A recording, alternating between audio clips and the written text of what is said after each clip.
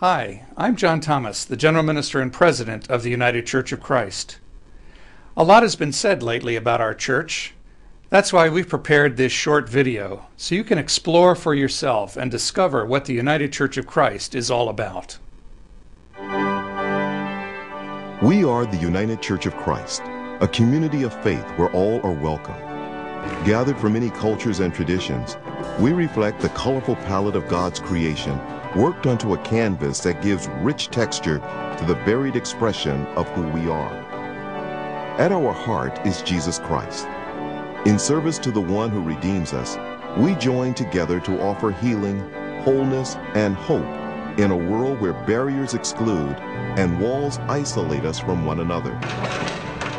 Our faith claims us as both challenge and comfort, and draws us into the world to seek justice, love kindness, and walk humbly with God. We are called to a ministry of hospitality, welcoming all, even those who feel uninvited elsewhere. So who are we? How do you describe the United Church of Christ? A mainline Protestant church? A 1957 union of the Congregational Christian churches and the Evangelical and Reformed Church? A church of testimonies, not tests of faith? A peace with justice, open and affirming, multiracial, multicultural, accessible to all, united and uniting church?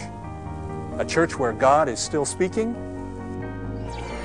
All that, sure, but so much more. We are a unique expression of faith, a heady and exasperating mix of individuals who join together in congregations and groups to live out Christ's gospel in the world. Here's one of our own evangelicals, Reinhold Niebuhr, who was on the cover of Time magazine in 1948. During World War II, Japanese Americans sent to internment camps, some of our members among them, and this Congregational church and others came to their aid. The Deaconess Society advocates on behalf of health care for the poorest among us.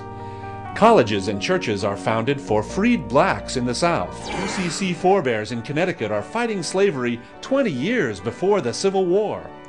When African captives from the schooner Amistad walk into their lives in chains, our ancestors befriend and defend them, all the way to the Supreme Court. We break ground in women's leadership, too, with the first ordination of a woman in North America, Antoinette Brown, in 1853. Old Zion Reformed Church in Allentown, Pennsylvania, hides the Liberty Bell under its floorboards during the American Revolution. In 2005, in Atlanta, Georgia, the General Synod voted in favor of equal marriage rights for gay and lesbian couples. The problem with picking any one spot or looking through any one lens is that you miss cool stuff, like the disabilities ministries or the 1985 General Synod that urges our churches to become accessible to all. Hey, there's Harold Wilkie on Capitol Hill at the signing of the Americans with Disabilities Act. There was our 80s activism, the sanctuary movement, Lenten witness arrests at the Capitol, the toxic wastes and race report, pressure against South African apartheid, and our partnership with the Christian Church Disciples of Christ. There's Archbishop Desmond Tutu at our first Joint Synod Assembly. Our 1993 apology to the Hawaiian people for our complicity in the U.S. government's overthrow of Hawaii, the uniting of our global ministries with the disciples, and our shared ordained ministries with the Formula of Agreement partners, the Reformed Church in America, the Presbyterian Church USA, and the Evangelical Lutheran Church in America. I thank God for your witness and for the storied heritage of this church. This united church has a lineage that has influenced the American experiment far beyond its numbers and its treasures. You have raised a prophetic voice against the militarism, the materialism, and the racism that chokes America's arteries. You have placed yourself in the thick of the fight for social justice.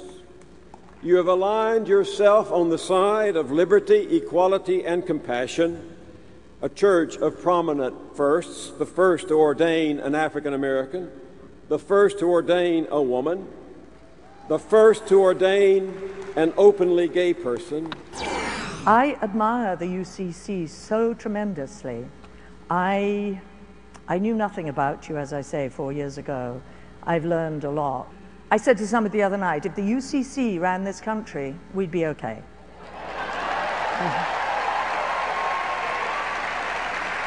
If you still have questions or would like to learn more about the United Church of Christ, feel free to visit our website at ucc.org. And thanks for watching.